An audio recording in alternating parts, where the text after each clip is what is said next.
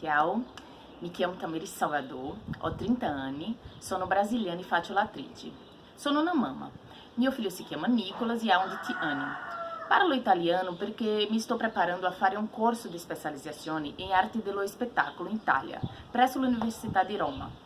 Mi piace molto viaggiare e per questo ho già abitato in diverse città del Brasile. E nonostante sia uma giovane madre, non ho difficoltà a trasferirmi per fare nuove e significative esperienze profissionali.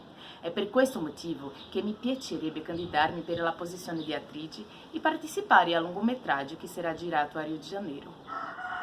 Ciao, buongiorno.